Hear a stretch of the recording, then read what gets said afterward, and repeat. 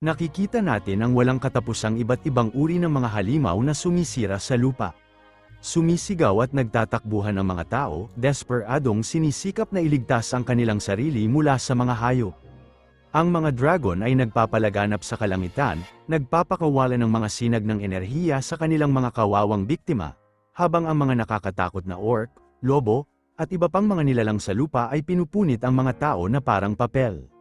Nagsimula ang lahat nang bumukas ang mga gate, na nagmarka ng pagbagsak ng ating mundo. Sa napakaraming tao na walang magawang namamatay sa mga halimaw, iilan lamang ang nagigising sa kanilang mga supernatural na kakayahan.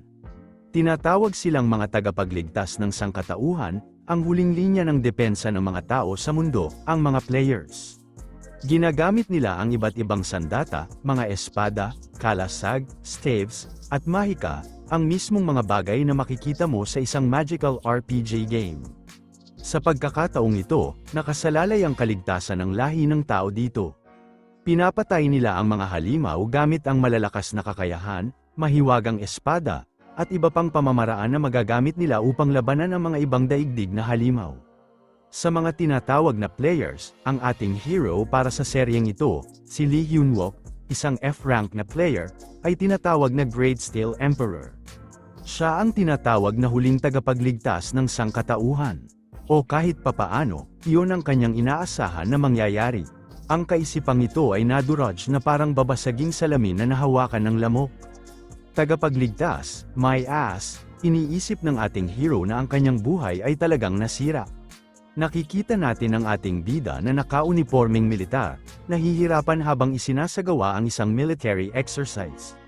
Nakikita natin ang isang grupo ng mga sundalo na nakadikit ang ulo sa lupa, sumusunod sa utos. Ang opisyal na nag-uutos ay bumaba mula sa hagdan at inutusan silang itaas ang kanilang mga ulo.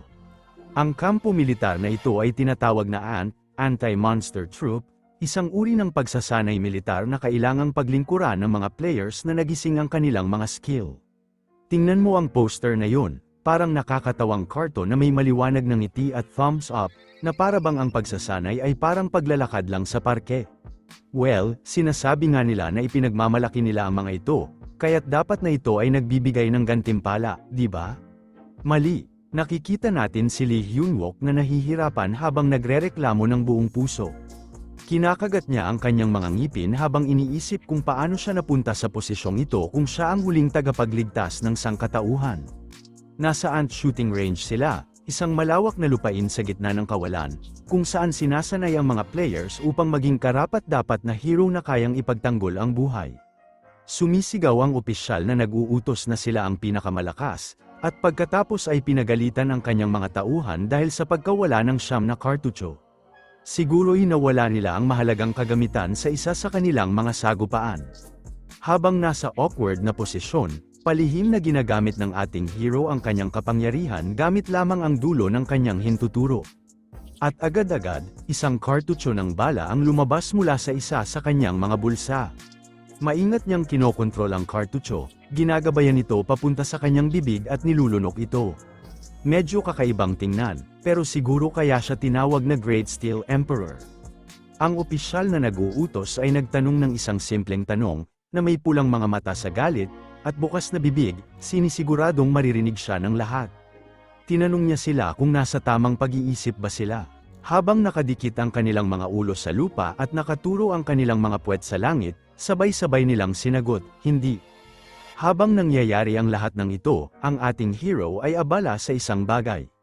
Tinititigan niya ang system window sa kanyang tabi at binabasa ang nilalaman nito. Sinasabi nito na ang bigat ng metal na kasalukuyang magagamit para sa manipulasyon ay 300 grams.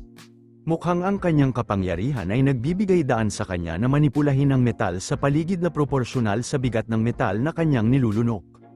Kinakagat niya ang kartucho ng bala na parang bubble gum na may seryosong ekspresyon sa kanyang mukha. Paano siya magiging nasa tamang pag-iisip kung ito ang kanyang pangalawang beses sa hukbo? Bumabalik tayo sa unang senaryo, kung saan nagwawala ang mga halimaw sa lungsod. Nakikita natin ang ating hero na sumusuka ng dugo habang tumatanggap ng malaking atak mula sa isang kalaban. Mangyayari lahat ito sa malapit na hinaharap. Habang nakahiga ng walang magawa sa lupa, Isang misteryosong lalaki na nakasuot ng puting balabal at may suot na maskarang pang-doktor ang lumalapit kay Lee Hyun-wook. Sa background, makikita ang napakaraming bangkay ng tao, na nagpapahiwatig na natalo na ang mga players sa laban. Wasak na ang mga gusali, at ang tanawin ng dati magandang lungsod ay ngayon ay ganap na wasak. Isang pagsabog ang naganap sa di kalayuan, ang liwanag mula rito ay tumatama sa mga walang buhay na katawan ng mga mamamayan. Walang eksepsyon, mga lalaki, babae, matatanda, at mga bata ay pinatay lahat ng walang pakundangan, ngunit walang halimaw na makikita. Habang pinipigilan ang kanyang mga luha, kinukutya ng ating hero at sinabing sa huli, hindi mga halimaw ang pumatay sa sangkatauhan, kundi ang lahi ng tao ang kumain sa kanilang sarili, ang mga players. Kilala ng lalaking nakaputing balabal ang ating hero, tinawag siyang huling hero ng sangkatauhan, ang Great Steel Emperor, habang inaalis ang kanyang maskara. Binawi niya ang kanyang sinabi at tinawag ang ating hero sa kanyang pangalan, ang F-rank na si Lee Hyun-wook. Bagaman ang lalaking nakaputing balabal ay malinaw na isang human player, ang kanyang mga mata ay pula, at ang kanyang mga pupil ay parang sa isang reptilya, na nagpapahiwatig na isinuko na niya ang kanyang pagkatao. Tinatawag nila ang kanilang sarili na divine creatures. Sinasabi nila na hindi nila pinagtaksilan ang sangkatauhan, kundi, bilang divine creatures, tungkulin nilang husgahan ang sangkatauhan, at ginawa nila yon. Naririnig ang sarili nilang kasinungalingan, pinipigilan ng ating bida ang kanyang galit at sinasabi sa kanila na sila ay mga hayop. Kung nalaman lang niya kung paano lumakas sa loob ng isang taon, hindi, kahit isang araw lamang, madali niyang papatayin ang mga hayop na yon. Sa seryeng ito, ang mga tao na ipinagbili ang kanilang kaluluwa sa demonyo at nagsimulang magmasaker sa sangkatauhan ay itinuturing na mga villains. Nakangisi ng mapang-asar ang lalaking blonde sa ating galit na hero, tinatanong siya kung siya'y frustrado. Isang maskuladong lalaki na may kakaibang dambuhalang martilyo ang lumalapit sa kanila habang patuloy na kinukutya ng lalaki ang ating hero. Sa puntong ito, napapalibutan ng kawalan ng pag-asa at kawalang pag-asa ang ating matatag na bida, at hindi na niya mapipigilan ang kanyang mga luha sa pag-agos. Sinabi ng villain na blonde na ang isang F-rank na tulad niya, ay mamamatay kaagad kahit na nalaman niya ang lahat ng mas maaga. Itinaas ng maskuladong lalaki ang kanyang kakaibang martilyo, na nagbabalak patayin ang ating bida, habang sinabi ng blonde na ang ganitong uri ng kamatayan ang pinakaangkop para sa mga F-rank na tulad ni Lee Hyun-wook. Sa kanyang huling sandali, sumigaw ang ating hero ng pangalan ng lalaki, si Gordon Tracy, habang dinudurog ng martilyo ang kanyang buhay. Sa ganoong paraan, namatay si Lee Hyun-wook, ang huling hero ng sangkatauhan. Ngunit sa kanyang pagkagulat, bumalik siya sa nakaraan. Hindi niya inaasahan ang ganitong uri ng pangyayari. Ang regression ay isang bagay na nangyayari lamang sa mga web novels, at ito mismo ang nangyari sa ating bida. Isang notification window ang lumabas na binabati siya sa pagkakatuklas kung paano lumakas, kasama ang isang prompt na nagsasaad na may natitirang 10 minuto hanggang metal engravings. Bumalik sa kanilang nag-uutos na opisyal, idineklara niya na aayusin niya ang bulok na isipan ng mga sundalo. Kapag sinabi niyang isa, inaasahan niyang sasabihin nilang sundalo, at kapag sinabi niyang dalawa, nais niyang sumagot sila ng isipan. Ang ating bida ay malinaw na nahihirapan sa impyernong posisyon. Nangangatog na ang kanyang buong katawan mula sa pamamanhid. Bumalik siya sa nakaraan, at ngayon ang kanyang mga skill ay bumalik sa kanilang panimulang punto. Ngunit okay lang yon para sa kanya, at sa gayon, nagsimula na ang kakaibang pagsasanay ng isipan. Sumisigaw ang opisyal na nag-uutos, habang sumasagot ang mga kadete ng tamang parirala. Ayos lang ang regression para kay Lee Hyun-wook, pero bakit kailangan pang bumalik sa panahong yon?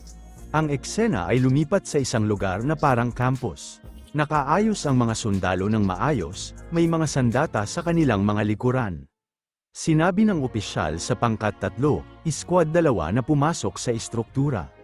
Sa tingin ko, ito ang kantina dahil may mga sundalo na nagbubulungan na ang menu ngayon ay stir-fry at chicken stew. Sa mukha ng ating hero, nakasulat ang mga salitang, hindi ko akalaing babalik pa ako rito. Ininform ng opisyal ang ibang squad na standby lang muna, pagkatapos ay tinaas ni Cabo Lee Hyun-wook ang kanyang kamay. Ngunit sinabi ng opisyal na kailangan nilang gawin ng isang bagay muna bago kumain. Nagprotesta ang ating hero na kagagaling lang nila sa training. Gutom na sila kaya gusto nilang kumain muna. Ngunit ngumiti lamang ang opisyal ng menacingly at tinanong kung anong training ang tinutukoy niya habang tinawag siyang talunan. Halos nakalimutan na ni Lee Hyun-wook ang taong ito, ang basura ng hukbo, si Oh Sang-guk. Sa bawat sitwasyon, palaging may taong tulad niya na mahilig mag-power trip. Lumapit si Sang-guk sa ating bida na may awtoridad at galit na tinanong kung gusto ba ng ating bida na ang kanyang squad ang gumawa ng trabaho. Tinapak niya ang helmet ni Lee Hyun-wook para asarin siya at sinabi na ang mga F-rank tulad niya ay hindi man lang makapag-level up, kaya mas mabuti pang gumawa na lang sila ng mas maraming trabaho para magkompromiso. Iyon lang ang layunin nila. Noong nakaraang buhay niya, talagang akala ng ating hero na hindi na siya makakaangat sa F-rank. Habang iniikot ni Sang-guk ang ulo ng ating hero pabalik, tinanong niya kung ang mga F-rankers ba ang ako ng responsibilidad kung may mangyaring urgent habang nagtatrabaho sila, naniniwalang napakahina nila at wala silang maitutulong. Tumawa at ngumiti ang ibang mga sundalo habang pinapanood ang isang F-rank na kabo na inaapi sa harap ng kanyang mga kasamahan. Ang mga mata ng ating hero ay nagpapakita ng galit habang nakatitig sa kanyang superior, ngunit hindi siya galit kay Sang-guk. Galit siya sa sarili niya noon na ang isang basura tulad nito ang nag-uutos sa kanya. Hindi rin magaan ang pagtanggap ng kabilang partido sa kanyang tingin. Naging balisa ito at handang parusahan si Lee Hyun-wook. Inihanda niya ang kanyang kapangyarihan at tinanong ang ating hero kung gusto niyang labanan siya, habang idinedeklara na siya ay isang D-rank. Huminga ng malalim ang ating bida at kinulekta ang kanyang composure. Ngumiti siya at sinabi sa kanyang superior na gagawin niya ang utos nito pero bigyan man lang sila ng pagkain muna ng kanyang squad. Hindi nagustuhan ni Sang-guk ang kanyang attitude, kaya mas handa na siyang atakihin siya. Ngunit agad na in-inform ng ating hero si Sang-guk na may ibang tao na nagmamasid sa kasalukuyang kaguluhan. Kung magpapatuloy ito, iisipin ng mga tao na siya ay abusado. Idinagdag pa niya na nag-aalala siya na baka masangkot sa mga kakaibang chismis ang kanyang superior, na dapat ay isang dakilang tao sa lipunan sa hinaharap. Iniisip ni Sang-guk na hindi ganito dapat ang mangyayari. Pinakinggan niya ang mga salita ni Lee Hyun-wook at naging kalmado. Sa masuner ang tono, sinabi ng ating bida na dahil utos ito, kakain sila ng mabilis at agad ding gagawin ang trabaho. Nilinaw ni Sang-guk ang kanyang lalamunan at sinabi sa kanyang kabo na magaling na trabaho. Ang lalaking ito ay nagbago ng mabilis. Pinagalitan niya ang lahat ng mga nanonood dahil sa pagtayo lang at inutos sa kanila na kumain na ng husto. Bagaman naging maayos ang lahat, nawala na ang ganang kumain ng ating hero at sinabi sa kanyang kasamahan na si Park Joon-mo na mauna nang kumain kasama ang iba. Halatang nag-aalala si Joon-mo para sa kanyang superior, pero wala siyang magawa kundi sumunod. Si Sang-guk naman ay nagulat sa pag-uugali ng ating hero. Hindi niya pa nakita ang ating bida na kumilos ng ganito at pakiramdam niya ay may kakaibang pagbabago. Lumayo ang ating hero, nararamdaman ang lungkot at galit. Pinipigilan lang niya ang lahat ng kanyang galit, pero sa totoo lang, malapit na siyang sumabog. Pinuri niya ang sarili sa mahusay na paghawak sa sitwasyon. Ang nakaiinis na engkwentro na yon ay wala sa kalingkingan kumpara sa ginawa ni Gordon Tracy. Gritong ang mga ngipin ni Lee Hyun-wook sa galit habang sinusumpa ang taong yon. Kung kailangan niyang manatili sa kampo ng mas matagal dahil nagdulot siya ng kaguluhan, hindi niya mahahabol ang taong yon. Kumain siya ng isa pang piraso ng metal, na nagdagdag ng 1 gram sa kanyang kasalukuyang bigat ng metal manipulation, na ngayon ay 309 grams. Ngumiti siya habang inilalabas ang ilang metal na kutsara.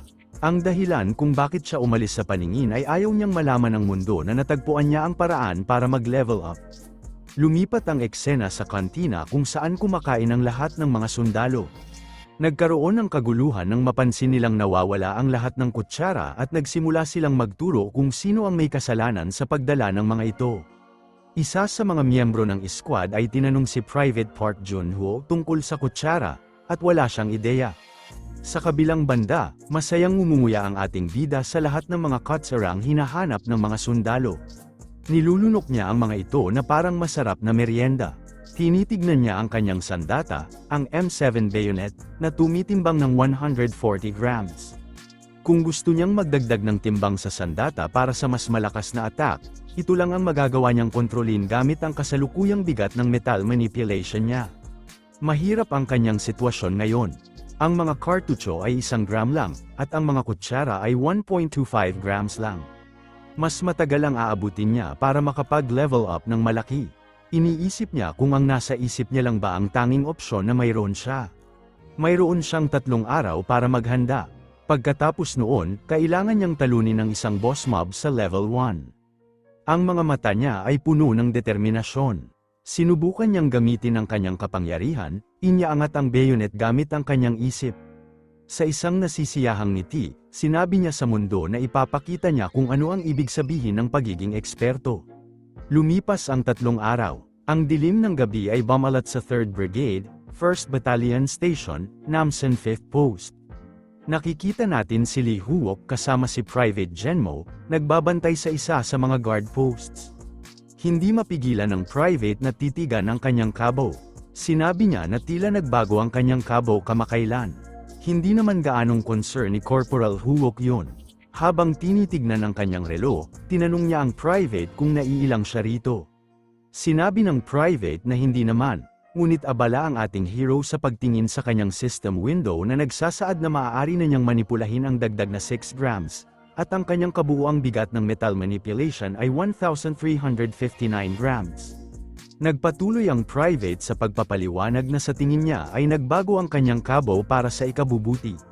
Biglang lumapit ang ating hero sa kanya nang walang salita, na nagpagulat kay Genmo, iniisip na may nasabi siyang mali. Ngunit imbes na mapagalitan, tinanong siya ni Huok kung nagtitiwala siya sa kanya. Labis na nalito sa biglaang tanong, sinabi ng private na oo nga.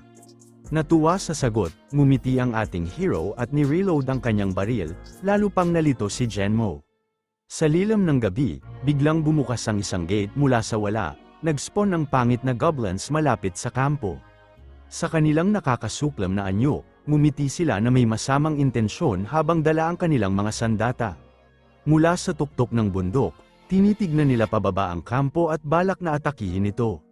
Sa oras na ito, karamihan sa mga sundalo ay natutulog ng mahimbing.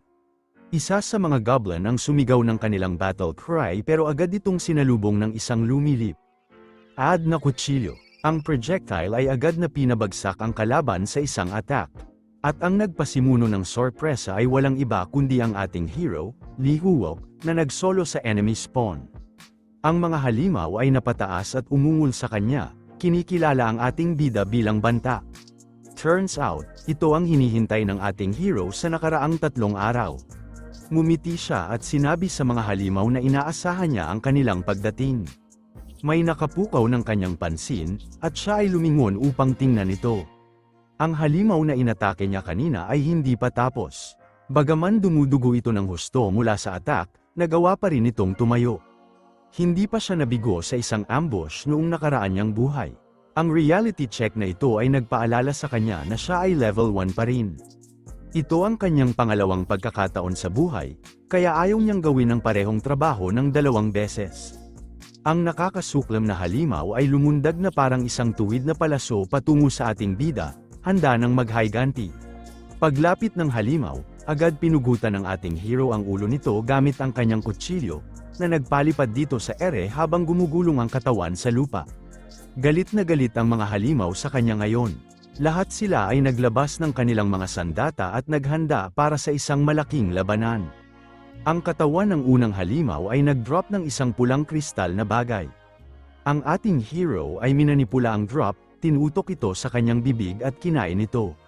Nabigla ang lahat ng halimaw na nanunood sa kanya. Galing yun sa isa sa kanila at basta-basta lang kinain ng ating bida. Ang totoo, nakakadiri talaga yun panoorin. Sa masama niyang ekspresyon, naalala ng ating bida ang masangsang na lasa na yun, walang iba kundi isang monosteel. Alam niya ang kinabukasan nito at alam niyang kailangan niyang kumain ng bakal para lumakas, kahit anong klase pa ito ng bakal.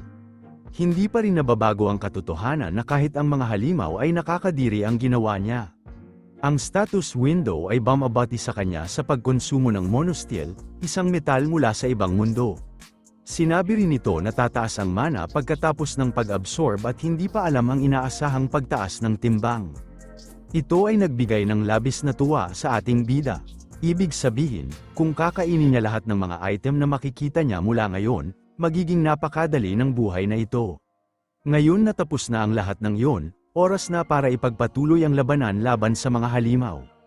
Kinuha ni Lee Hyun-wook ang kontrol sa kanyang Bayonetta at idineklara na magsisimula na ang mukbang. Bago tayo magpatuloy sa Epic Massacre, balikan natin ang nangyari matapos airload ng Corporal ang kanyang baril sa harap ni Private John Mo. Ininform niya ang Private na nararamdaman niya ang paggalaw ng metal, na nagpagulo kay John Mo dahil sinabi sa kanya na kaya lang maramdaman ni Hyun-wook ang metal na nakikita niya. Agad na sinabi ni John Mo sa kanyang Corporal na gagawin niya ang report agad. Pero sumagot ang ating hero na hindi maniniwala ang branch office na kaya ng isang F-rank na maramdaman ang ganoong complex na bagay. Kaya, sinabi ni Lee Hyun-wook na siya na ang titingin sa sitwasyon at gusto niyang manatili si John Mo sa pagbabantay at hintayin siya, at siguraduhin huwag itong i-report sa mga higher-ups.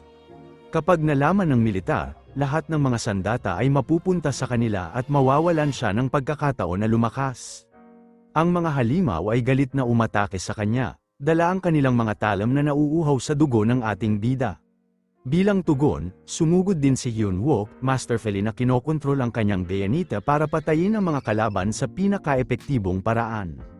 Gumawa siya ng barrel roll upang maiwasan ang mga attack ng mga vanguard, na nagpapahintulot sa kanya na makalampas sa unang linya ng depensa.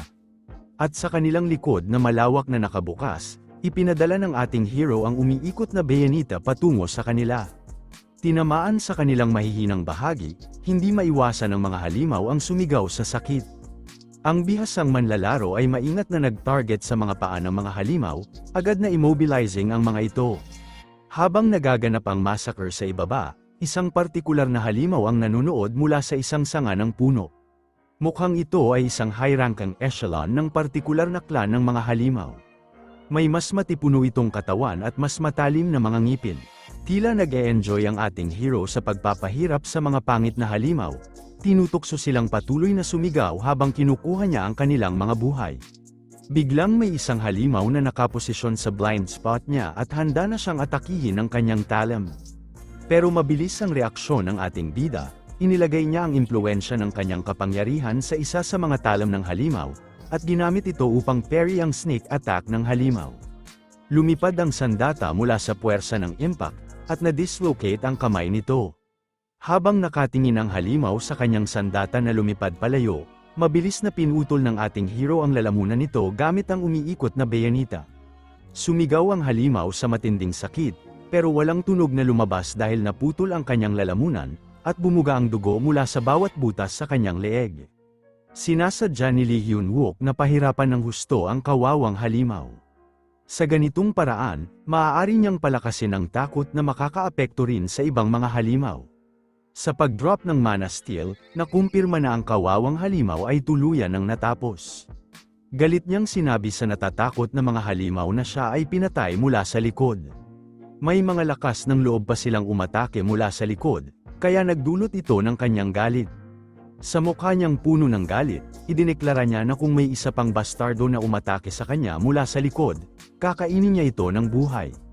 Sa puntong ito, hindi na alam kung sino ang halimaw.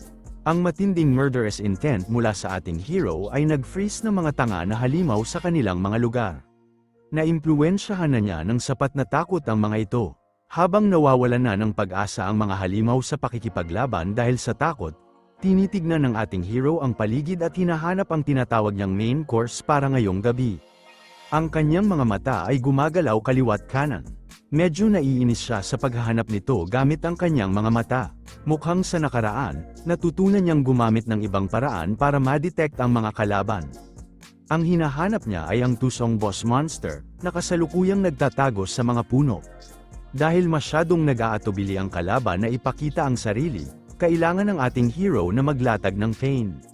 Nakita niya ang bangkay ng isa sa mga patay na goblin at nagkunwaring walang depensa, binibigyan ng shaman ng perpektong pagkakataon para umatake. At sigurado nga, nahulog sa patibong ang pangit na bastardo. Agad nitong kinuha ang isa sa mga plato na nakasabit sa kanyang leeg upang atakihin si Hyun-wook, Tinitiyak na hindi siya mamimiss sa pagkakataong ito. Ang ating hero ay patuloy na nagkukunwaring walang depensa, casual na yumuko upang kunin ang mana steal sa lupa. Hindi tulad ng shaman, lahat ng ibang goblin ay nananatili lang at nanunood, takot pa rin na gumawa ng anumang aksyon. Mabilis na nagsimulang mag-cast ng spell ang shaman gamit ang isa sa kanyang mga amulet. Lumabas ang mga runic glyph mula rito, nagpapahiwatig na activated na ito. Naglabas ng nakakatakot na ngiti ang ating hero, parang isang predator na nakita ang biktima. Ngayon, naglalaro na lang siya ng waiting game hanggang sa lumabas ang boss. Iniisip ng pangit na shaman na may kalamangan siya sa ating hero, nakangiti siya ng malupit, tiwala na mapapatambi niya ang kalaban sa sorpresa. Matapos ang channeling ng spell, binasag ng shaman ang amulet upang simulan ang attack. Sa oras na mabasag ang bato, nagsimula ang pagrupit ng lupa, yumanig ang kinatatayuan ng ating hero. Pero ang mukha niya ay nagpapakita na inaasahan niya ito. Ngumiti siya ng masaya, alam niyang natukoy na niya ang lokasyon ng shaman. Pagkaraan ng ilang segundong delay, lumabas ang mga rock spike mula sa lupa, walang pinipiling atakihin ang sinuman sa ibabaw. Pati ang mga tauhan ng shaman ay nadamay sa spell nito. Malakas ang attack at ang pagyanig ay narinig hanggang sa kampo. Pero hindi ito gaanong malakas upang magdulot ng gulo. Isang sundalo ang nakaramdam ng bahagyang pagyanig ng lupa at tinanong ang kanyang platoon leader tungkol dito. Pero ang antok na platoon leader ay hindi papayag ang magambala ang kanyang payapang tulog sa ganitong kainahinang pagyanig. Binalaan niya ang kanyang tauhan na huwag na siyang gisingin muli para sa ganitong kaliit na bagay. Balik sa eksena ng labanan, makikita natin ang mga walang buhay na katawan ng goblins na tinusok ng mga spike mula sa lupa. Pero wala si Hyunwook. Ang natitirang mga goblin ay takot na takot sa nakita nilang patay na mga kasama nila. Kahit na wala silang masyadong katalinuhan, nagmamalasakit pa rin sila sa kanilang uri, maliban sa shaman na siyang sanhi ng lahat ng hindi kinakailangang kamatayan. Ang shaman ay nakatitig sa resulta ng kanyang spell, isang malaking kumpol ng mga spike na natatakpan ng usok at alikabok. Masaya siya sa kanyang nagawa. Huminga siya ng sariwang hangin, nakatayo ng mayabang sa kanyang ginawa. Masayang masaya siya hanggang sa marinig niya ang isang boses na nagsasabing, "Nakita kita," na agad nagpang-inig sa kanyang mga buto. Ang umiikot na blade attack ng ating hero ay naglinis ng usok sa paligid, pinapadala ang espada na mabilis na lumilipad patungo sa direksyon ng shaman. Nang malapit ng tamaan ang shaman, iniwas niya ito, pinapakita kung bakit siya ang boss ng mga goblin. Si Hyunwook ay kunwari na nabigo ang kanyang surprise attack para lokohin ang shaman. Nang marinig ito, tumawa ang handgal na shaman, iniisip na napigilan niya ang attack. Biglang huminto ang pagpapanggap ng ating bida at ipinakita na ang unang attack ay isang pain lamang, at ang tunay na bayonita ay mabilis na dumarating mula sa gilid. Huli na nang mapansin ng shaman dahil ilang pulgada na lang ito mula sa pagtama. Akala ng ating bida na tapos na ang laban, napakadali. Pero nagulat siya sa nangyari. Nakuha ng goblin boss ang kutsilyo sa huling sandali, nag-iwan lang ng maliit na sugat sa kanyang leeg. Mukhang hindi siya tinawag na boss ng mga goblin nang walang dahilan. May kakayahan at skills siya. Nainis ang shaman, ipinakita ang kanyang mga pangil kay Hyunwook. Ngumiti ang ating hero, hindi siya impressed sa skills ng goblin. Bagkus, nadismaya siya sa kanyang nakaraan dahil sa kahinaan niya. Tapos na ang sneak attacks. Oras na para lumaban ng totohanan.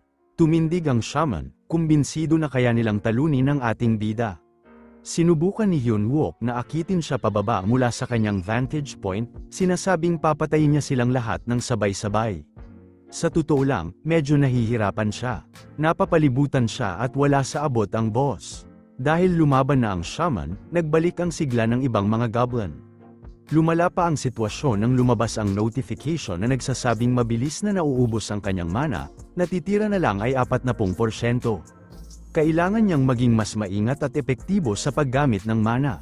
Wala siyang ibang pagpipilian kundi gamitin ang kanyang ripple.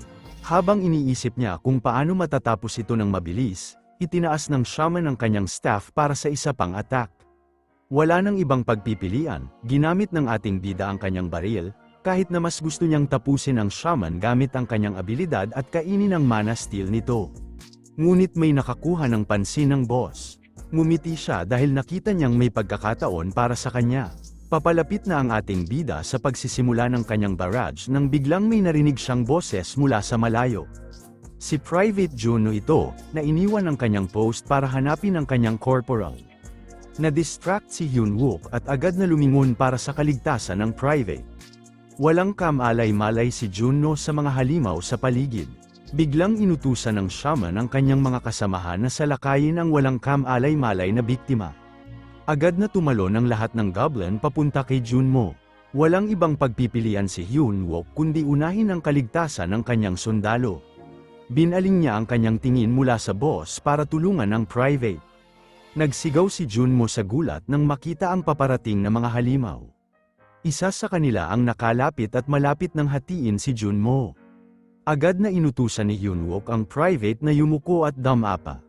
Sa tamang oras, naabot ng mga bala ang goblin bago nito maabot ang bata. Alam ng ating hero na hindi sapat ang mga bala para patayin ang halimaw, kaya ginamit niya ang isang blade para tapusin ito.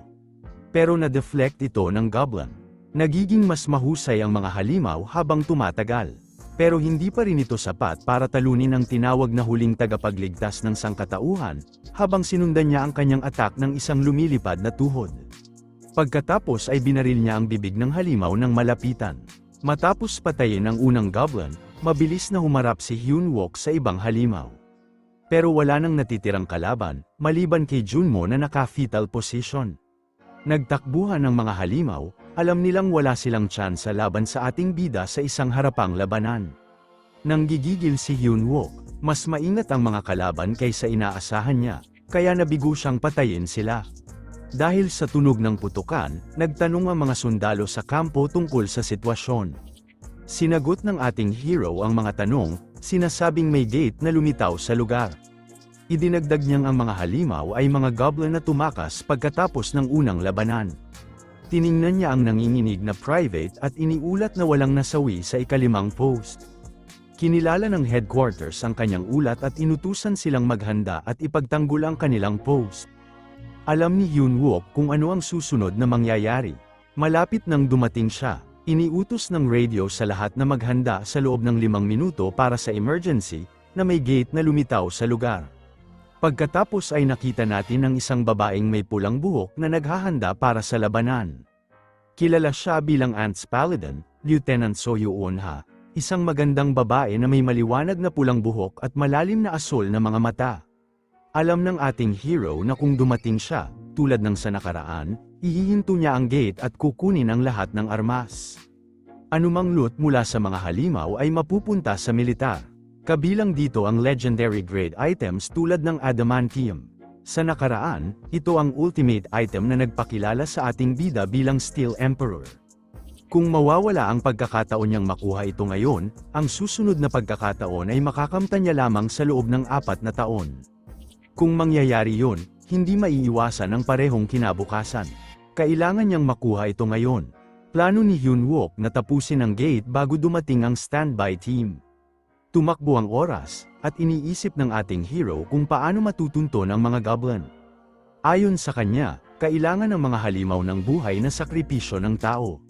Sa katotohanan yon, inaaral niya ang mga posibleng lokasyon kung saan maaaring pumunta ang mga goblin. Nagising si Private General at nagulat nang makita ang bangkay ng goblin. Inalis ng ating hero ang posibilidad na pupunta ang mga halimaw sa lungsod para sa sakripisyo dahil kulang sila sa bilang para sakupin ang isang makapal na populasyon. Biglang nag-buzz ang radio.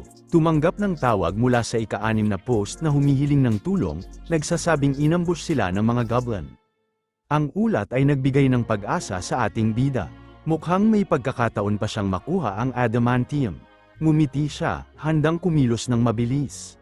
Iniulat niya sa HQ na tutulungan ng ika-5 post ang ika-6 na post kaagad. Pero pinagsabihan siya ng HQ. Alam nila ang kakayahan ng isang F-rank at iniisip na hindi sila makakatulong, kaya inutusan silang manatili. Pero hindi ito tinanggap ni Hyun-wook. Mas pipiliin niyang magkaproblema kaysa mawalan ng mahalagang pagkakataon na makakuha ng bihirang item. Nakiusap si Juno na itigil na niya ang gagawin, sinasabing hindi ito magtatapos sa pagkakulong lang sa guardhouse. Sapat na ang pagsuway na ito para sa isang military trial. Pero sinabi ng ating hero na ang ika-6 na post ay puno ng mga archer o mage na may long range lamang. Hindi nila kakayanin ang mga goblin at mamamatay sila kapag nakalapit ang mga halimaw. Hindi pa rin ito sapat na dahilan para hayaan ng private na sumugod ang kanyang corporal. Pero may isang magandang sagot si Hyun Wook. Sinabi niyang hindi siya pupunta mag-isa dahil kasama niya si Junho. Namutla ang mukha ng bata sa narinig. Hindi niya ito inaasahan. Nagsimula nang magpanik ang ika-6 na post. Kailangan nila ng tulong, at dagdag pa sa kanilang problema, ang kanilang corporal na si Kim Jong-ok ay bumagsak na. Nagwawala ang mga goblin sa kanilang post, at ang tanging utos ng HQ ay ipagtanggol ang kanilang post kahit buhay pa ang kapalit. Sa ganitong sitwasyon, ang 6th post ay tuluyang mawawasak. Nagbarikada ang mga sundalo sa loob ng guardhouse habang sinusubukan ng mga halimaw na give-in ito. Si Corporal Kim ay malubha ang sugat. Sa kabila nito, ginagamit pa rin niya ang kanyang kakayahan para palakasin ang tibay ng post gamit ang kanyang mga skill, habang ang kanyang pangalawang opisyal ay labis na nag-aalala sa kanyang kalagayan. Si Kim ay nawala na ng maraming dugo, makikita ito sa kanyang maputlang mukha. Sinabi niya sa kanyang kasamahan na hindi na niya kaya pang magtagal, at ang barrier ay maaaring bumagsak anumang oras. Kaya't paulit-ulit na siyang tumatawag sa radyo, humihingi ng agarang tulong. Biglang nagkaroon ng nakakatakot na katahimikan. Ang lahat ng ingay at pagbangga ng mga halimaw ay biglang huminto. Ito pala ay ang katahimikan bago ang bagyo, dahil makikita natin ang mga bato at bato na lumulutang sa hangin. Ito ay gawa ng Goblin Shaman, nagpapataw ng spell na telekinesis. Pagkatapos ng maikling katahimikan, isang bagyo ng mga bato ang lumipad patungo sa guard post. Iba't ibang laki ng mga bato ang bumagsak, malubhang sinira ang estruktura. Ang mga sundalo sa loob ay walang magawa kundi maghanda para sa pagsalakay. Maliwanag na ang estruktura ay hindi magtatagal. Alam na ng corporal na dumating na ang boss monster upang makilahok sa laban. Alam niya na kapag nasira na ang guardhouse, huhulihin sila ng mga goblin, itataas sa altar, at kukunin ang kanilang mga puso habang sila'y buhay pa. Alam ang kanilang hindi maiiwasang kapalaran, nagdesisyon ang corporal na tapusin ang kanyang buhay gamit ang kanyang sariling mga kamay. Sa ganitong paraan, mas kaunting sakit ang mararamdaman niya. Hindi magawa ng pangalawang opisyal na pigilan ang corporal. Alam din niyang wala na silang pag-asa. Hindi na niya mapigilan ang kanyang luha. Isa pang bugso ng mga bato ang inihahanda muli ng shaman. May masamang ngiti sa kanyang mukha, alam ng boss monster na ito ang kanyang huling atake bago tuluyang give-in ang nakakainis na estruktura. Samantala, ang mga kahilingan ng mga sundalo ay tinugunan. Sinabi ng radyo na darating na ang tulong at iniutos sa kanila na i-load ang pana at itutok ito sa liwanag, pagkatapos ay maghintay. Idinagdag ng tagapagsalita na gamitin nila ang fire skill kapag ginamit nila ang pana at itutok lamang sa liwanag. Kahit may bahagyang pagdududa sa isipan ng pribado, ginawa pa rin niya ang utos. Ito lang ang kanilang pag-asa para mabuhay. Habang sumisilip siya sa bintana, nakita niyang naghahanda muli ang mga bato para ilunsad sa kanila. Sinabi niyang hindi niya makita ng maayos dahil sa mga batong nakaharang, kaya hindi niya matukoy ang liwanag na sinasabi ng radyo. Pagkatapos, biglang kumislap ang isang liwanag mula sa malayo, at agad na nalaman ng pribado na iyon ang liwanag na tinutukoy sa kanila. Lumalabas, ang nagsasalita sa radyo ay walang iba kundi ang ating bida, si Lee Hyun Wook. Sinabi niya kay Private Park na itutok ang pana sa liwanag at siya na ang bahala sa pag-trigger nito. Sa isang galaw ng kanyang daliri, gumalaw ang trigger ng crossbow, ikinagulat ng sundalo. Lumipad ang pana diretso sa liwanag, dumaan sa mga lumulutang na bato. Ang goblin na sinasakyan ng ating bida ay tinamaan ng mabilis na pana sa kalagitnaan ng katawan nito. Pagkatapos ng maikling sandali, sumabog ang pana, epektibong pinatay ang halimaw. Ang buong maneuver na iyon ay kumonsumo lamang ng 1% ng mana ng ating bida. Ito ang plano ng ating bida mula pa sa simula. Alam niya ang mapaminsalang kapangyarihan ng Archer, at sa kaunting mana lamang na idinagdag niya, kaya niyang patayin ng epektibo ang mga halimaw. Ngunit syempre, napansin ng iba pang mga halimaw ang nangyari, pati na rin ang bumagsak na corporal at ang kanyang pribado. Ang pinakanabahala sa biglaang pangyayari ay ang Goblin Shaman. Napagtanto niya na ang pesky enemy mula dati ay bumalik sa kanyang landas. Binaling niya ang direksyon ng mga bato patungo sa ating bida, sa pagtatangkang tapusin agad ang kalaban. Lumipad ng mabilis ang buhos ng mga bato, ngunit ang tanging tinamaan nito ay ang kawawang goblin na kasalukuyang nasusunog mula sa fire arrow. Nakaiwas si Hyunwook sa oras. Namangha ang archer nang makita niyang nawala ang lahat ng mga bato na nakatutok sa kanila. Pagkatapos, inutusan siyang i-reload ang kanyang pana agad-agad. Sumunod siya agad sa radyo at ni-reload ang kanyang pana. Binigyan siya ng parehong utos, itutok sa liwanag.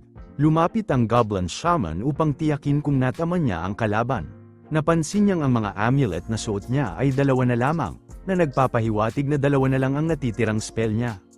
Ang tanging nakita niya ay ang kanyang bugbog na kasamahan, malapit nang sumabog mula sa lahat ng pinsalang natamo nito. Nanggagalaiti ang shaman sa galit dahil muli siyang nabigo na tanggalin ang nakakainis na kalaban. Samantala, sa loob ng mga palumpong, nakita natin si Private John Woo na palihim na naglalakad. Inutusan siya ng ating bida na hanapin ang kinaroroonan ng boss monster.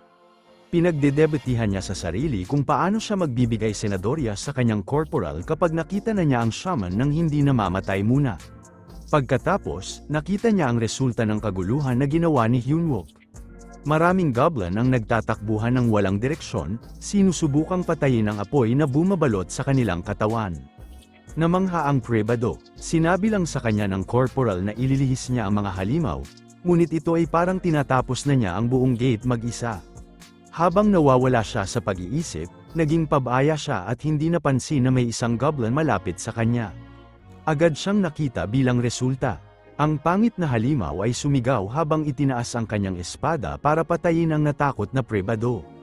Bumagsak ang panga ni John Woo nang mapagtanto niyang nagkamali siya ng malaki. Ngunit sa oras na babagsak na ang espada sa kanya, dumating ang lumilipad na bayanitan ng ating bida, na iniligtas ang batang Prebado. Binuksan ni Hyunwook ang kanyang liwanag, na nagbibigay senadorya sa archer na itutok ang pana. Pagkatapos ay inilipat niya ang pana muli, tinatamaan ang goblin sa mismong lugar. Bago iwan ang Prebado, binigyan siya ng senadoryas ng corporal na ihanda ang kanyang sandata, na agad na sinunod ni John Woo. Hindi mapigilan ng bata na magtaka kung si Lee Hyunwook nga ba talaga ang parehong corporal na kilala niya dati. Isa-isa nang bumagsak ang mga goblin, na labis na ikinadismaya ng shaman, ngunit hindi pa rin niya ipinapakita ang kanyang kinaroroonan. Ang ating bida ay nagtataka kung bakit hindi pa nagpapakita ang halimaw kahit na ang kanyang buong hukbo ay natatanggal ng paisa-isa. Napagtanto niya ang tunay na plano ng shaman. Ang tusong halimaw ay naghihintay na maubos ang mana ng ating bida, na tila siya nang nangyayari, dahil ang mana ni Hyunwook ay natitira na lamang 12%. Habang siya ay tumatakbo, desperadong hinahanap ang kinaroroonan ng boss, narinig niya muli ang kanyang Prebado, humihingi ng tulong. Nang siya'y lumingon, nakita niya ang Goblin Shaman na hawak si John Woo sa ulo, ginagamit siya bilang hostage. Sinubukan ng ating bida na gamitin ang kanyang lumilipad na bayanite para umatake, ngunit ang tusong shaman ay dahan-daang itinusok ang kanyang matulis na baston sa leeg ng Prebado, na nagsasabing papatayin niya ang kanyang kasamahan kapag gumawa ng kahit anong kakaiba si Lee Hyunwook. Nanggigigil ang ating bida, na may hostage na kasamahan, nakatali na ang mga kamay niya ngayon. Itinaas ng corporal ang kanyang mga kamay, nagbibigay ng ideya sa mga goblin na siya ay sumusuko. Nakikita ito, agad siyang pinalibutan ng mga nasa ibaba at sinubukang atakihin. Pero habang papalapit ng mabilis ang mga goblin, nagpasalamat siya sa kanyang Prebado sa paghahatid ng checkmate sa mahabang labanan na ito. Sa isang pitik ng kanyang daliri, na-activate ang trigger ng baril ni John Woo. Ngayon makikita natin ang dahilan kung bakit iniutos ni Hyunwook sa Prebado na hawakan ang kanyang rifle ng ganoon.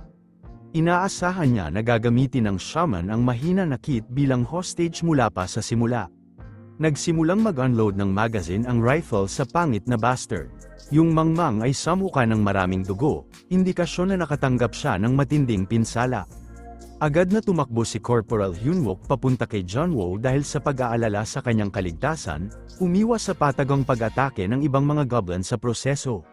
Lumuhad ang boss monster sa sakit at binitiwan si John Woo. Sinabi ni John Woo sa kanyang corporal na siya ay okay lang. Natuwa si Hyunwook sa narinig. Ngumiti siya, alam na maaari na niyang tapusin ang matigas na kalaban. Sinubukan ng shaman na tumakas, tumakbo ng mabilis habang hawak ang kanyang mga sugat, pero agad siyang sinundan ng bayonet na itinapon ng ating hero. Tumama ang talam sa likod ng halimaw, pero tumalbog lang ang kutsilyo. Nagsalita ang ating hero dahil hindi niya inasahan na may suot na leather armor ang boss. Mabilis na nauubos ang oras. Ang mana ni Junwo ay natitira na lang sa 9%.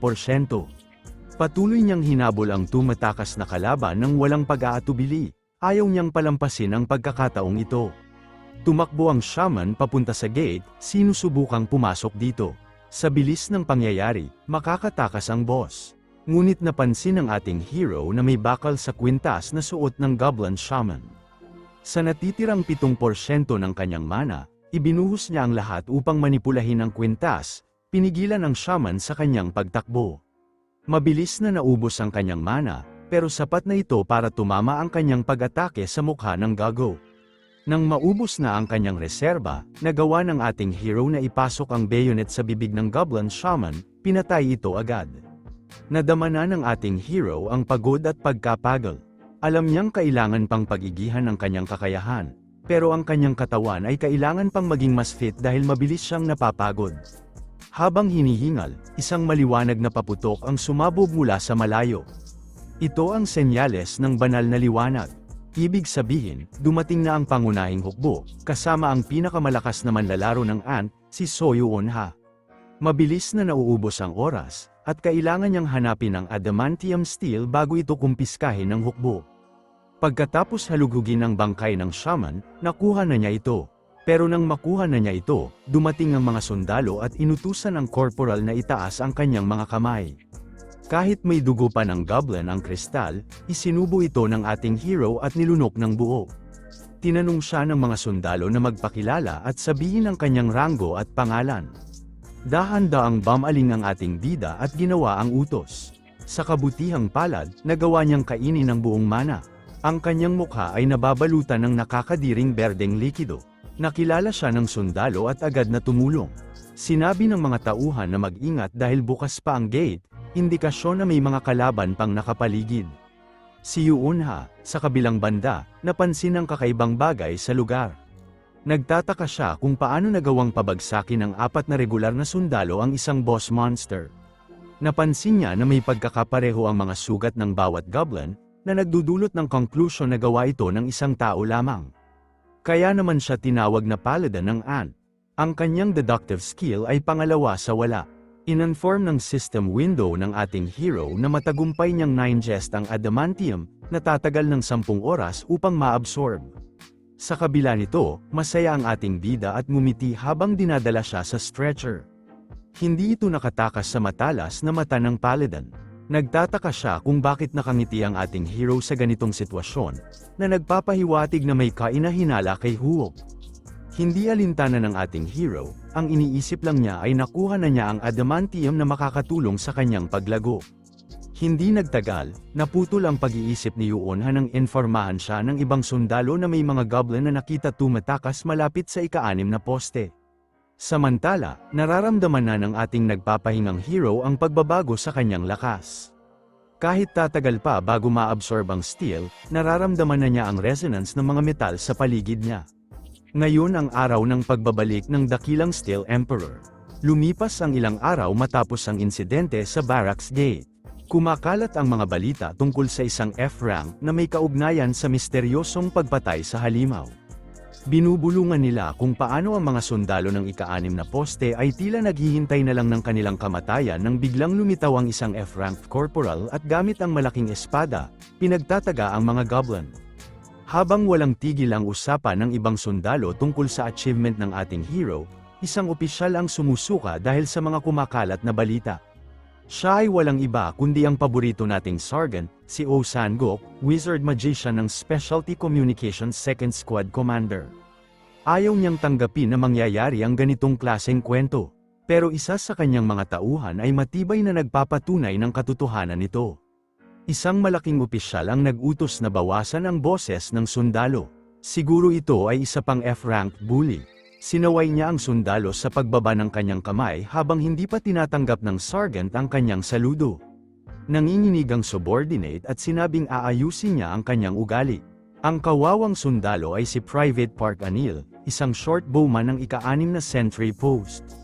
Kinausap ni Sangok ang matabang tao at tinanong kung kaya niyang pumatay ng goblin gamit ang kanyang mga kamay at mag-raid ng gate mag-isa. Sinabi ni Wansik na hindi niya kaya. Pumangalawa ang sergeant. Kahit ano pa ang isipin niya, walang paraan na magagawa iyon ng isang manggagawa, lalo na ng isang F-rank. Kaya, itinuturing niyang ito ay isang tsamba lang. Pero kahit naswerte lang kung saan naging wild ang isang F-ranker, magiging issue ito para sa disiplina ng militar. Sinamantala ito ng matabang tao upang guluhin ang corporal, sinabing hindi nila pwedeng hayaang maging issue sa disiplina ng militar ang insidenteng ito. Isang payapang araw ito. Ang araw ay sumisikat, at ang panahon ay biyaya mula sa langit. Sa loob ng isa sa mga kwarto ng battalion commander, isang malakas na saludo ang narinig. Ito ang ating hero, sumasaludo sa battalion commander at in-inform siya na may negosyo silang pag-uusapan. Pero sa kaloob-looban, nagrereklamo ang dakilang Steel Emperor sa hindi pag-isantabi sa insidenteng ito.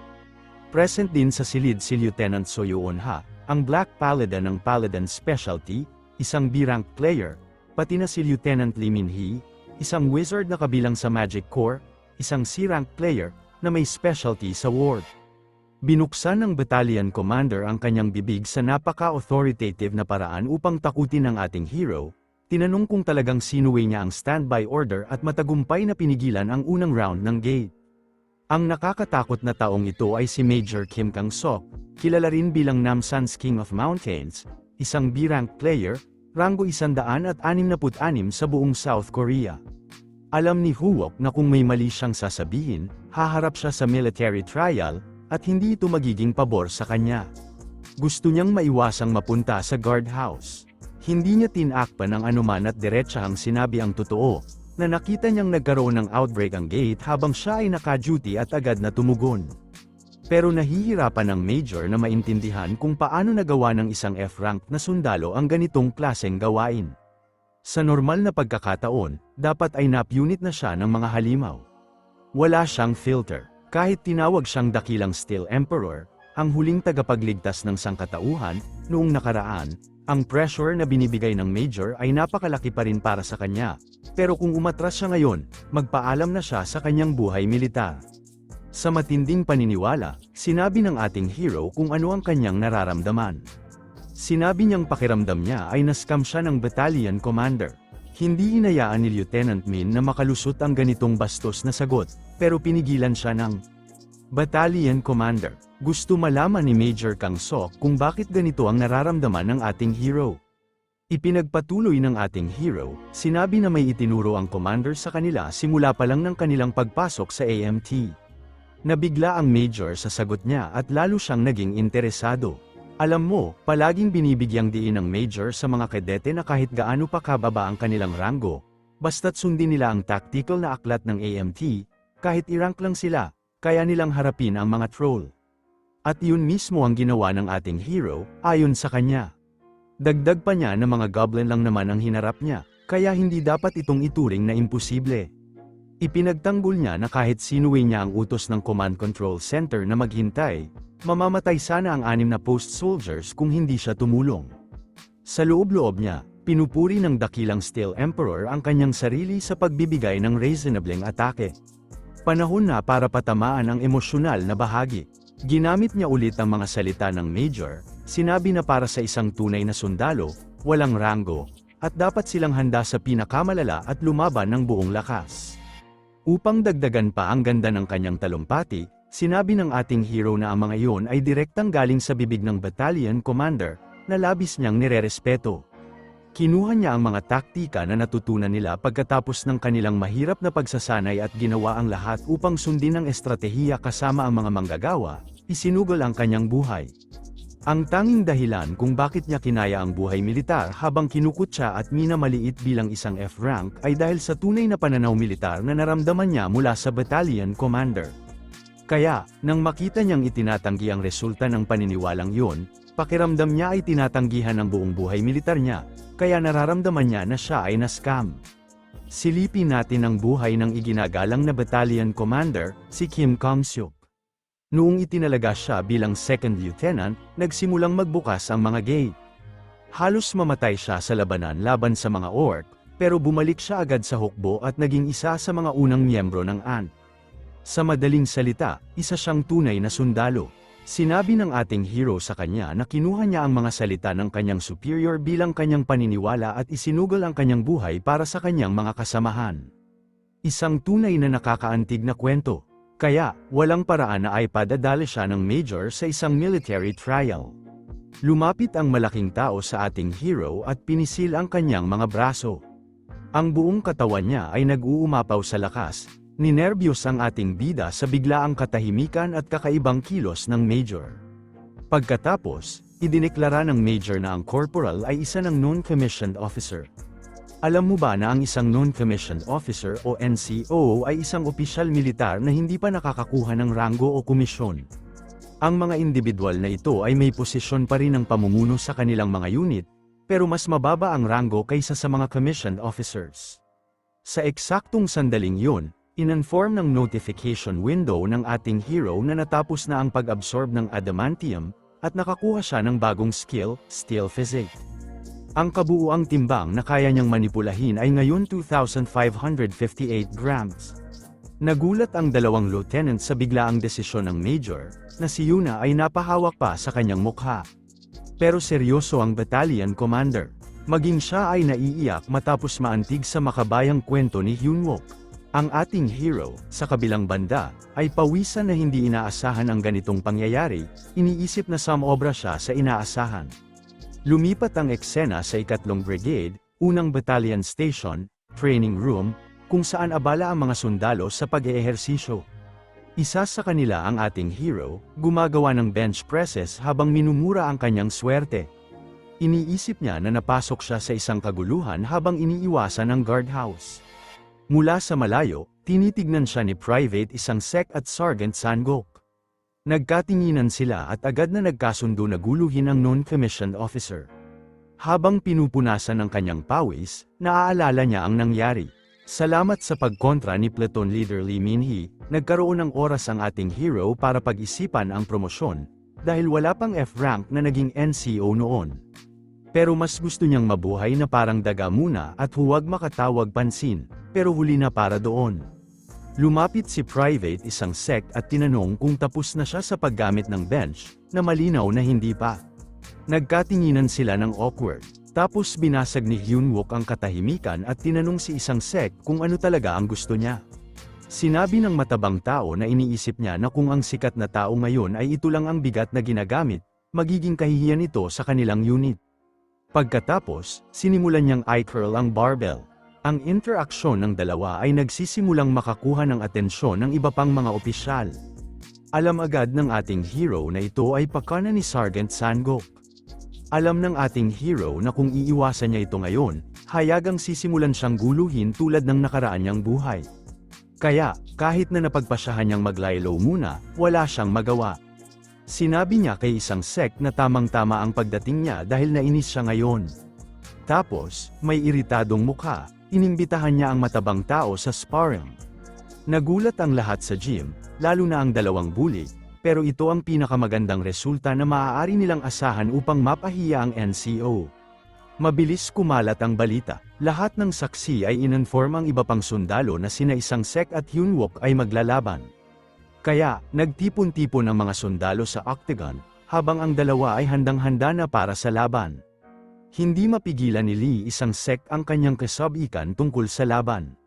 Idineklara niya na oras na para turuan ng leksyon si Private Lee Hyunwook. Kaya, ang mga sundalo ay puno ng excitement, at heto na ang dalawang batang barako, handang magpakita ng kanilang magagaling na galaw. Ngayon, si Mr. Cocky Green ay nagpasya na siya ang unang tatamaan, pero hindi nagpapatalo ang ating bida. Nakatayo siya roon na parang boss, handang magbigay ng seryosong mga suntok. Ang matabang tao ay inikat ang kanyang kamao, tina-target na tamaan ang asul na ulo ng buong lakas, at grabe, ang suntok na yon ay nag-iwan pa ng trail ng pressure. Ngayon, makikita natin ang kagandahan ng kumikislap na gabi. Dalawang lalaki ang naglalakad sa ilalim ng streetlight, at biglang nagsalita ang isa sa kanila sa pagkagulat tungkol sa pagkuha ng bakasyon ni Choi Yeonjun. Ang lalaki na may suot na green cap ay nagsabi na gusto niyang makita ito ng personal dahil may balita na si Choi ay may kakayahang maging isang legit na sword saint.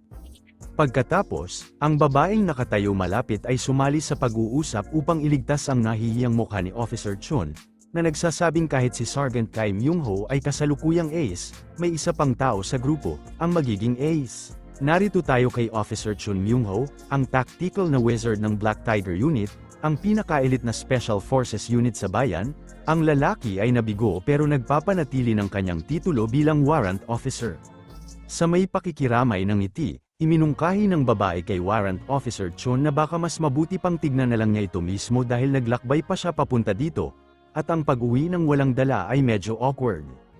Ngayon, balik tayo sa arena, at mukhang nahihirapan ang ating bida sa mga paparating na kamao na halos kasing laki niya. Pero hey, matibay ang pagkakatayo ng lalaki at parang champ siyang lumalaban.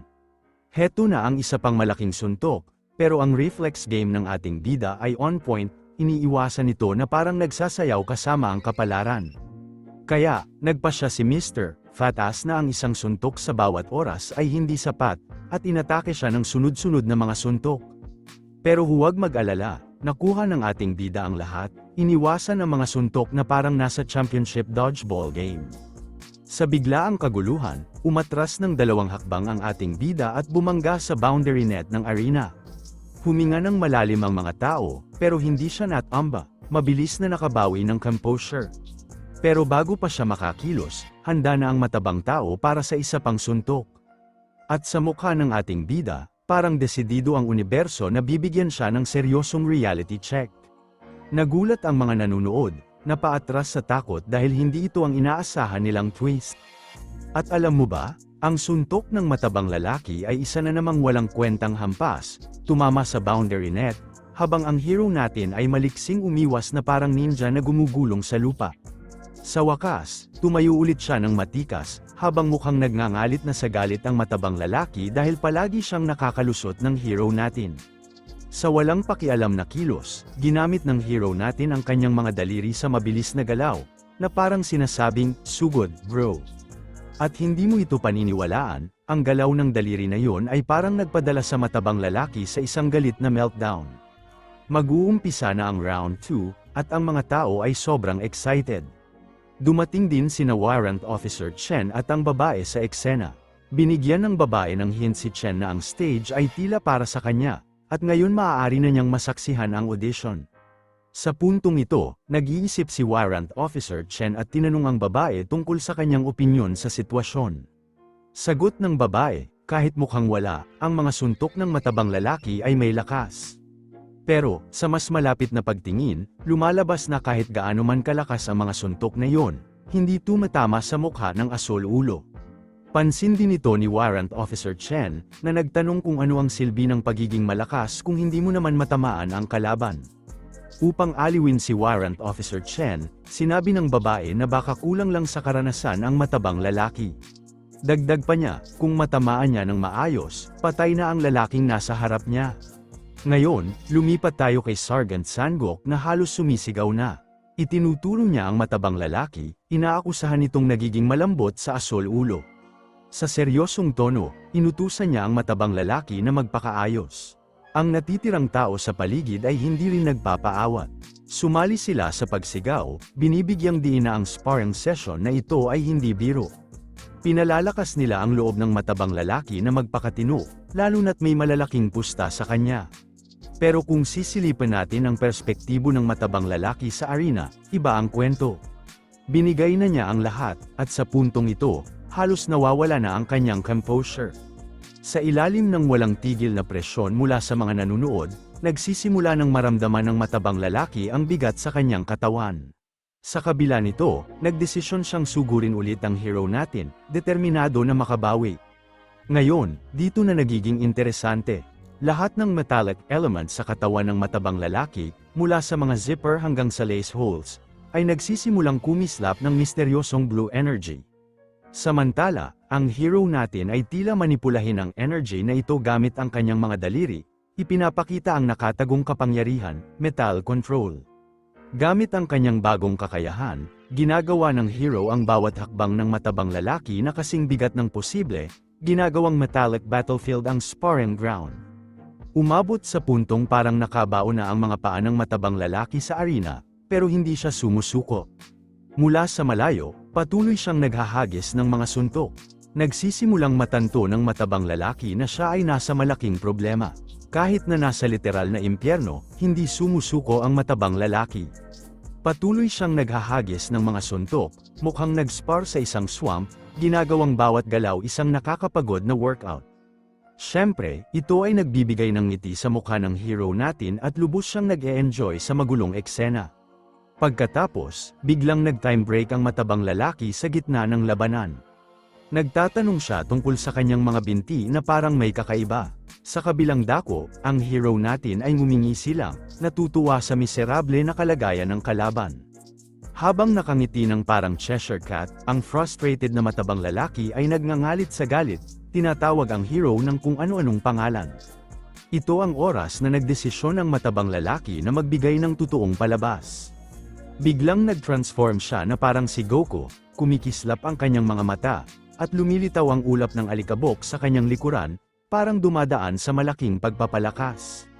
Ito ay nagbigay ng ngiti sa babae na nakatayo sa tabi ni Warrant Officer, at kahit si Warrant Officer Chen ay interesado na makita na ang matabang lalaki ay may nakatagong alas. Habang nag-zoom out ang eksena, ang dating matabang lalaki ay nag-transform na sa isang muscle giant, ipinagmamalaki na ito ang kanyang berserker mode. Tumitindig ang mga ugat sa kanyang noo, lumilikha ng ominous na aura habang naghahanda siyang patumbahin ang nakakainis na lamok na umaaligid sa kanya. Nakikita ang pag-escalate ng sitwasyon, nagdesisyon ng Steel Guy na magseryoso at nag-take ng formidable stance. Ngayon, ang Sergeant ay hindi lang nagulat, kundi talagang nabahala.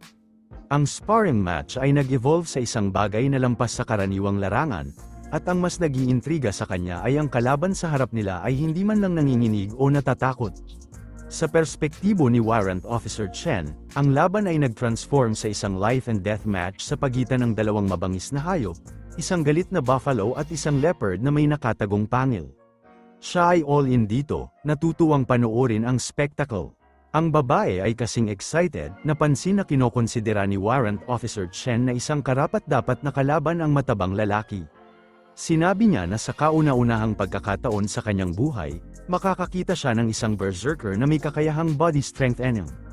Ngayon, ang malaking tao ay nakatayo ng may pagmamalaki sa harap ng Steel Guy, nagbabanta na ang kalaban ay kasing lapit na sa 6 na talampakan sa ilalim ng lupa. Sa isang iglap, naglaho ang higanteng halimaw mula sa kanyang lugar at tumama ng diretso sa tiyan ng Steel Guy na may tindi na ang asul ulo ay nagdesisyon na tumalbog sa boundary net wall. Sa gitna ng karamihan, halos mabaliw si Sergeant Sangok sa kasiyahan, tuwang-tuwa na ang bida natin ay sa wakas ay nagkamali. Siya ay cheer ng buong puso para sa matabang lalaki, nagdadagdag ng wild energy sa masiglang atmosphere. Samantala, sa arena, pagkatapos tumama ng solid hit sa tiyan ng hero natin, nagsimulang manginig ang kamay ng higanti nang hindi maipaliwanag, at nagsimulang lumabas ang steam. Ang lalaki ay napaatras sa takot, nagtataka kung anong klaseng kalokohan ito. Nang tumama siya, parang bakal ang kanyang pinukpok ng kamao, ang tumanggap ng suntok ay tumayo ng matikas sa kanyang mga paa, nag-adopt ng defensive stance na tila handang-handa sa kung anuman ang susunod. Sa pagtingin sa kanyang profile card, lumilitaw na siya ay isang ranked D player, gumagamit ng mana at temporary strength eneng ng body parts bilang kanyang mga effect. Interesanteng, ang card ay nagnonota na ang pagkonsumo ng isang tiyak na dami ng high hardness magic metal ay maaaring magpataas ng skill rank, na essentially nagiging bakal ang bahagi ng katawan. Malinaw na ang kanyang bakal na kamao ang pinagmumula ng kanyang tusong ngiti at kumpiyansang vibes. Para dagdagan pa ang insulto, tinawag niya ang matabang lalaki na baboy at hinamon siya na sugurin siya. Lalo itong nagpagalit sa matabang lalaki, na nagsimulang sumigaw ng buong lakas, nagmumura at tinatawag ang hero natin na walang kwentang F-ranker. Muli, sinugod ng matabang lalaki, pero sa kanyang pagkadismaya, ang kanyang suntok ay tumama sa walang hangin. Sinamantala ito ng hero natin, naghahanap ng pagkakataong makabawi. Determinado, sinimulan niyang gawing bakal ang kanyang mga paa, na binabanggit na ang paggamit ng kanyang mga skills sa ganitong paraan ay sayang lang sa isang tulad ng matabang lalaki.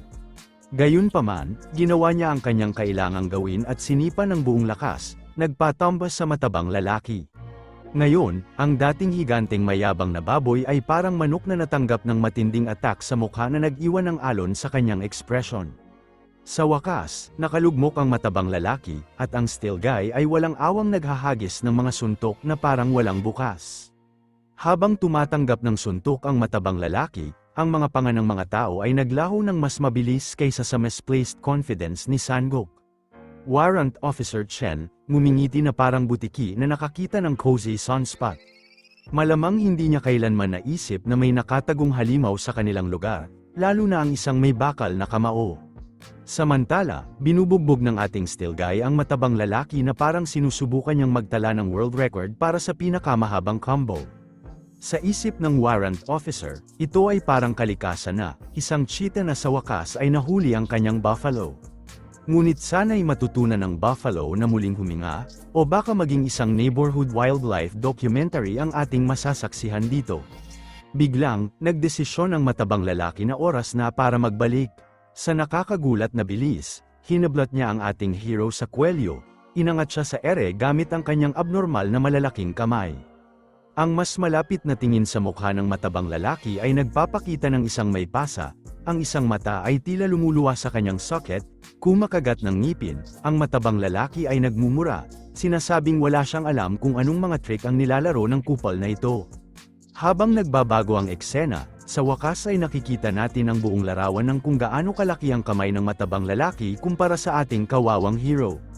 Parang pinapanood ang isang kuting na pinahihirapan ng isang sobrang excited na bata. Sa puntong ito, ibinato ng buffalo ang hero sa ere, naghahanda para sa isang crash landing na eksena. Samantala, ang ating hero ay nag-iisip na ng mga maling desisyon sa buhay, na pagtanto niyang siya ay talagang nasa malaking problema. Ngunit ang ating blue-headed hero ay hindi pa handang sumuko. Hinawakan niya ang kamao ng higanteng lalaki na parang nakasalalay ang kanyang buhay dito. Gamit ang kanyang electrifying na mga binti, sinimulan niyang yakapin ang buong higante, nagulat ang lalaki. Ngayon, ilang pulgada na lang ang layo nila sa pagbangga sa lupa. Samantala, si Warrant Officer Chen ay nasa full unthinking mode. Humanga siya na ang buffalo guy, kahit medyo mabagsik, ay may mga kahangahangang instinct, na iwasan ng isang galaw na maaaring makasira ng kanyang sariling braso. Gayunpaman, habang tinitingnan niya ang ating hero, nagsisimula siyang isipin na baka na overestimate niya ang still fella. Lumalabas na ang pakikipaglaban sa isang barbarian na gumagamit ng body strength eneng ay hindi biro. Sa deadlock na ito, kung saan parehong hindi makagalaw, ang higanteng lalaki ay nanunukso, tinatanong kung talagang nahihirapan ang ating hero para sa kanyang buhay. Habang siya ay nagiging mayabang, sinimulan niyang paikutin ang katawan ng hero habang tinutukso ito tungkol sa kawalan ng silbi ng pag-crash sa kanyang braso. Sa gitna ng kaguluhan, ang kawawang batang lalaki ay sumisigaw ng malakas. Gayunpaman, ayaw niyang bumaba ng walang laban at sinimulang baluktutin ang higanteng daliri ng gorilla. Ang gorilla, na ngayon ay mas galit pa, ay naguguluhan sa walang tigil na pagtitiis na ito. Ngunit sa huli, nagdesisyon siyang oras na para pakawalan ng hero mula sa kanyang pagkakahawak.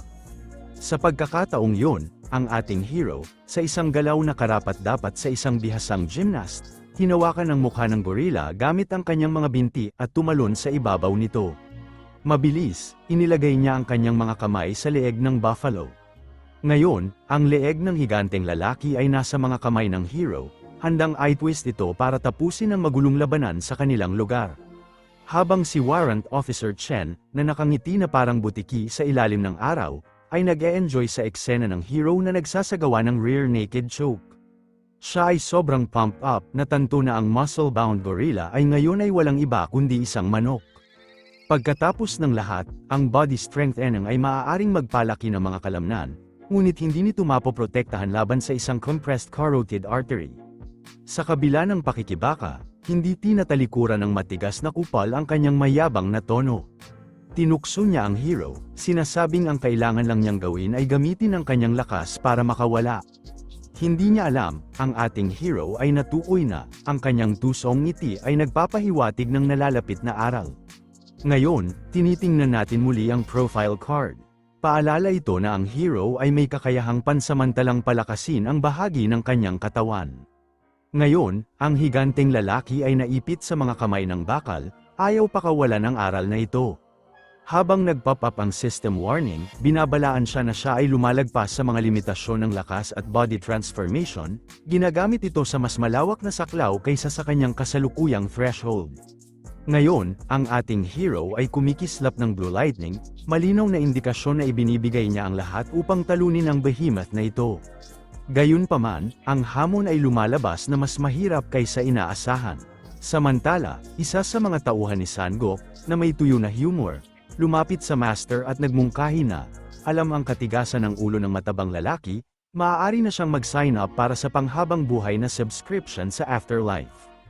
Ang ating still fella, sa gitna ng matinding pakikibaka, ay kaparehong pakiramdam, nagtataka kung bakit ang gorilla ay sobrang tigas ng ulo. Sa determinadong tingin, tinitigan niya si Sangok, nagpapadala ng tahimik na mensahe na ito ang huling babala. Si Sangok, mukhang nakakita ng multo, ay pinagpapawisan ng malamig, na pagtanto niyang baka nasobrahan siya sa kanyang kinagat. Ngayon, ang ating struggling giant fella ay nalulunod sa kawalan ng pag-asa, iniisip ang hindi inaasahan, ang matalo sa isang inakala niyang talunan tulad ng ating hero.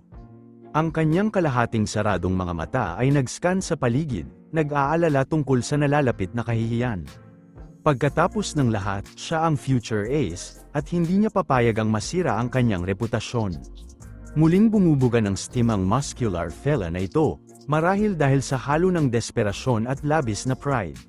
Sa gitna ng kaguluhan, ang mga mata ng ating hero ay nakakita ng isang ekstraordinaryong bagay. Ang mga kalamnan ng struggling giant ay nagsimulang mag-spurt ng paglaki, pinupunit ang shirt na parang audition para sa isang Hulk remake.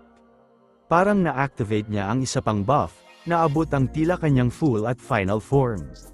Gayunpaman, ang irony ay, sa kabila ng mga bagong oversized na kalamnan, tila ganap na walang silbi ito pagdating sa paglabas sa isang chokehold. Ang kanyang leeg ay mahigpit pa ring nakatali sa mga kamay ng ating hero. Si Warrant Officer Chen, na parang mas excited pa ngayon, ay nasaksihan ng hindi inaasahang pag-unlad na ito. Nakikita ang isang D-rank na gumagamit ng body strengthening ng 2 beses na hindi pa niya naririnig sa kanyang karera sa kanilang lugar. Iniisip niya na kung hindi makakawala ang hero sa chokehold na ito, game over pa rin. Ang huling tanong ay nakabitin sa hangin na parang palaisipan, sino ang predator at sino ang prey? Habang nagiging mas matindi ang eksena, pinapalakas ng blue-headed hero ang chokehold, determinadong tapusin ang laban. Ang gorilla ay nawawala na ang kanyang composure at lubos na nasasaktan, sumisigaw na parang isang banshee na nawala ng paboritong laruan. Sa isang dramatikong climax, bumagsak siya sa lupa, kasama ang ating hero. Ang showdown ay narating ang rurok, iniwan ng mga tao sa suspense.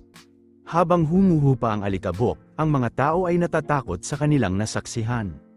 Samantala, si Warrant Officer Chen ay nakangiti na parang nanalo sa loto, nag-e-enjoy sa hindi inaasahang resulta. Lumabas na ang ating hero bilang panalo, nakatayo doon na parang isang halimaw, ang walang talong kampyon ng kakaibang showdown na ito. Hating gabi na, at nilaipat natin ang ating tingin sa training building. Sa loob, isang grupo ng mga lalaki ang nagtipon-tipon sa paligid ng buffed up na gorilla, sinusuri kung siya ay buhay pa. Sa kabutihang palad, siya ay hinimitay lang, na iwasan ang isang knockout attack sa tunay na buhay. Ngayon, makikita natin ang isang kulot na lalaki, may dalang tuwalya, tumatakbo patungo sa ating hero upang bigyan siya ng victory hug. Ngunit ang nonchalant na kampyon ay pinatigil ang kanyang paglapit gamit ang isang kamay, habang ang kanyang tingin ay nakatutok sa ibang direksyon. At naroon si Sangok, pilit na itinatago ang kanyang kaiyahiyang mukha, marahil sinusubukang itago ang kanyang sarili mula sa kahihiyan ng pagkatalo. Habang sinusubukang tuklasin ng ating panalong hero ang nawawalang mukha ni Sangok, biglang pumasok ang Warrant sa eksena. Tinanong niya ang pangalan ng ating hero, at walang pag-aalinlangan, ang kampyon ay nagsaludo sa kanyang superior at ipinakilala ang kanyang sarili bilang si Hyunwook ng First Company. Ngunit hindi niya maiwasang itanong kung bakit naroon ang lalaking ito bigla. Ang warrant officer ay sumaludo rin at ipinakilala ang sarili bilang si Lieutenant Shin Myung-ho, ang Raid Tactics Instructor ng Black Tiger Unit. Pinuri niya ang ating hero sa ipinakitang galing at lakas sa showdown. Hindi na nagpaligoy-ligoy pa, iniabot ng warrant officer ang kanyang kamay at inanyayahan ang ating hero na sumali sa Special Warfare Raid. Sa puntong ito, nagsisimulang magwala ang mga manonood sa background habang nasasaksihan nila ang lalaki na tumatanggap ng imbitasyon mula sa prestihiyosong Black Tiger Unit. Isang matalinong puting ulo sa mga manonood ang nagkomento, inalok ba siya ng scout ng posisyon sa Black Tiger Unit? Sila ang pinakamahusay na tropa sa buong AMT. At ang isa pa ay natatawa sa pag-aakala. Ang ating mapagkumbabang hero, na nararamdaman ang pangangailangang linawin ang mga bagay-bagay, ay ipinahayag sa warrant officer na isa lamang siyang mababang F-rank player. Bilang tugon, ang warrant officer, na puno ng kasab-ikan, ay malinaw na sinabi na ang mga rank ay pamantayan lamang na itinakda ng mga normal na tao, at kailangan nila ng mga mandirigma tulad ng ating hero. Sa puntong ito, ang kanyang panloob na badass ay nag-a-assault sa ideya ng pagsali sa isang elite unit, ngunit sa labas, nananatili siyang tahimik at konserbatibo. Nakatingin siya sa invitation card, ang kanyang isip ay puno ng mga kaisipan habang tila ang lahat sa paligid niya ay nag-aangkin ng bahagi sa kanyang biglaang military fame. Gayunpaman, ang kanyang pagmumuni-muni ay natigil ng tanungin ng warrant officer, marahil nararamdaman ang kanyang panloob na kaguluhan, kung plano ba niyang hawakan ang card magpakailanman. Sa huli, kinuha niya ang card, ang kanyang isip ay umiikot sa pag-alam na maaaring maipit siya sa mga labanan laban sa mga villain group sa hinaharap.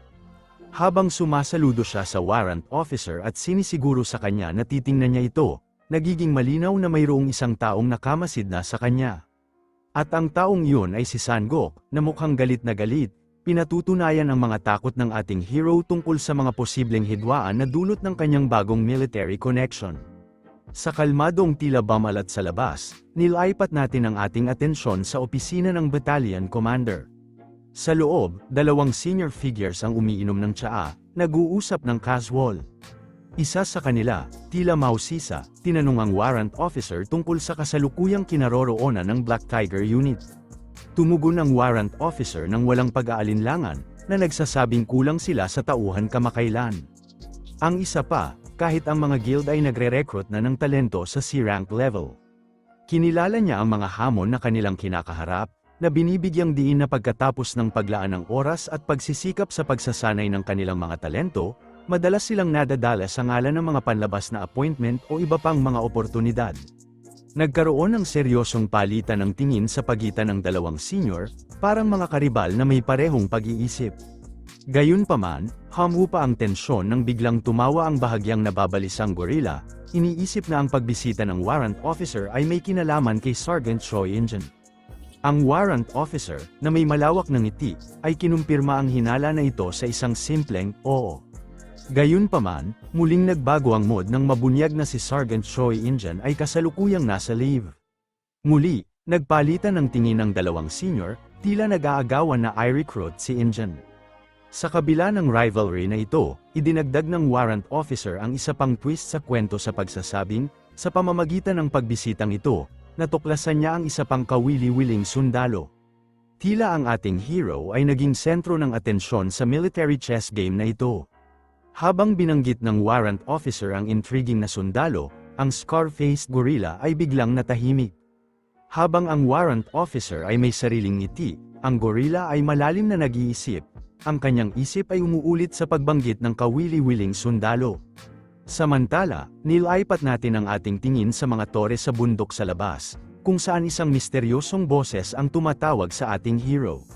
Sa kalagitnaan ng gabi, habang dapat natutulog ang lahat, ang ating hero ay tumatakbo sa grounds, humihingal, habang tinatawag siya ng isang lalaki. Hindi nila alam na ang gorilla ay nanunood ng eksena habang engaged sa isang tawag sa telepono.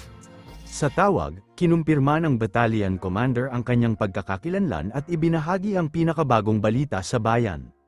Sa kumpiyansa, Inihayag niya na natuklasan niya ang misteryo ng kung ano ang ginagawa ni Corporal Lee Hyun-wook bago sumali sa army.